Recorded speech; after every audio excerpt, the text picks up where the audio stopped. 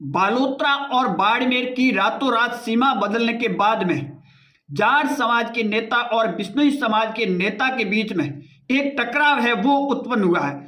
और इन दोनों नेताओं के बीच में जो टकराव उत्पन्न हुआ है, क्या उससे निर्दलीय उम्मीदवार को क्या फायदा होगा? क्योंकि बात की जाए तो गुड़ामालानी विधानसभा से लेकर चौहटन विधानसभा तक बिश्नोई समाज हार और जीत का एक डिसाइड फैक्टर है वो भी तय करते हैं। परंतु ये नेता के ईगो की लड़ाई है, ये नेता के एक चाबी की लड़ाई है। क्या इस ईगो और चाबी की लड़ाई में इन दोनों बड़ी जातियों के टकराव क्या एक निर्दलीय उम्मीदवार को बेनिफिट देंगे? क्योंकि जिस तरह कांग्रेस के नेता हरीश चौधरी ने रिफाइनरी चाबी को लेकर 2024 के लोकसभा चुनाव के दौरान ये बयान दिया था कि चाबी मेरे पास ही रहने वाली है, ये चाबी किसी और के पास नहीं जाने वाली, परंतु वो चाबी आज मंत्री के बिश्नोई के हाथों में आ गई है और उनके पीछे कहीं न कहीं रविंद्र सिंह भाटी। परंतु जिस तरह बाड़मेर और बालोतरा की सीमा बदली गई, गुड़ामालानी और धोरीमीना को बालोतरा के अंदर शामिल कर दिया गया और बायतू को है वो बाड़मेर के अंदर शामिल कर दिया गया। उसके बाद में इन दो समाज के बड़े नेताओं के बीच में एक टकराव उत्पन्न हुआ।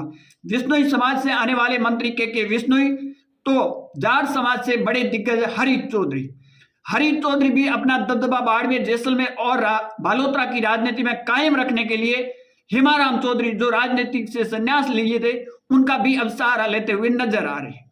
परंतु मैंने पहले कहा कि इन दो बड़े समाज के जाट समाज के नेता हरीश चौधरी और बिश्नोई समाज के बिश्नोई के बीच में जो टकराव उत्पन्न हुआ है, क्या इससे निर्दलीय उम्मीदवार को फायदा होगा? आपको देखना होगा 2024 के लोकसभा चुनाव के दौरान एक निर्दलीय उम्मीदवार चुनाव मैदान में होते हैं और करीबन 100 लाख पहली बार वोट लेकर आते हैं। ये कहीं न कहीं एक टकराव की उत्पत्ति उससे ज्यादा इस बार होती हुई आपको नजर आएगी। परंतु गुड़ामालानी हो या फिर चौहटन विधानसभा, दो विधानसभा में बिश्नोई वोटर हार और जीत कहीं न कहीं डिसाइड एक फैक्टर के मोड में रहते हैं। परंतु यह बात की जाए तो रिफाइनरी चाबी को लेकर जो ईगो चल रहा है, चाहे हरीश चौधरी ने पहले पुराना बयान दिया हो या फिर मंत्री के बिश्नोई का अंगुली वाला जो बयान, इन दोनों बयानों को आपस में जोड़कर अब देखा जा रहा है। और अब सबकी नजरें टिकी है कांग्रेस के कद्दावर नेता कहे जाने वाले गांधीवादी नेता हेमाराम चौधरी के धोरीमीना के धरने के दौरान 14 तारीख को होने वाले आक्रोश रैली पर। आक्रोश रैली के बाद में गुड़ामालानी विधानसभा की 2028 का भविष्य कहीं कहीं तय हो जाएगा कि आखिर 2028 के अंदर गुड़ामालानी विधानसभा सीट किसके करवट बदलने वाली है, किसके खाते में जाने वाली, बीजेपी या कांग्रेस।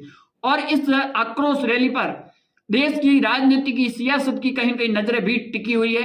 हर नेता इस पर टिकटकी लगाकर देख रहा है। परंतु देखना होगा कि इस रैली के अंदर कौन कौन बड़े दिग्गज नेता शामिल होते हैं। क्या हनुमान बेनीवाल या हनुमान बेनीवाल के जो बाकी तमाम नेता है क्या इस रैली में शामिल होंगे? दूसरी और कांग्रेस के कौन कौन से कदावर नेता क्या इस रैली में शामिल होंगे? और उसके बाद में ये देखा जाएगा कि इस रैली के अंदर आखिर भीड़ कितनी उमड़ती है और उस भीड़ के बाद में ये तय हो जाएगा कि गुड़ामालानी विधानसभा की आने वाले 2028 के चुनाव किस रूप में करवट लेने वाले वो भी तय हो जाएगी।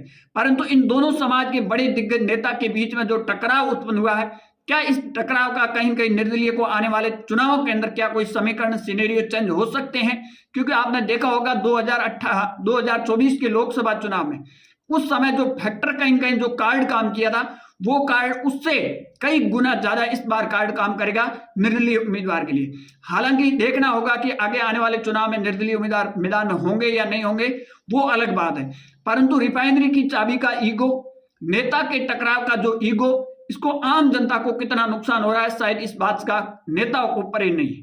परंतु जब हमने जनता की नब्ज टंटोलने की कोशिश की तो लोगों का कहीं कहीं धोरीमीना का जो लोग हैं उनका ये मानना है, उनका कहना है कि जो बालोतरा के अंदर शामिल किया गया ये फैसला उनको मंजूर नहीं है। चाहे वो सत्ताधारी पार्टी के नेता हो, वो खुलकर नहीं बोल सकते हैं, परंतु उनकी अंदरूनी जो राय है वो कहीं कहीं ये निकलती बाहर आ रही है। दूसरी ओर अगर बात की जाए तो 30% ऐसा भी तबका है जो कह रहा है कि रिफाइनरी की वजह से बाड़मेर गुड़ामालानी को एक बड़ा बेनिफिट होगा और अतिरिक्त बजट है वो भी मिलेगा। हालांकि कितना फायदा होगा, अतिरिक्त बजट कब मिलेगा, ये आने वाला वक्त ही बताएगा।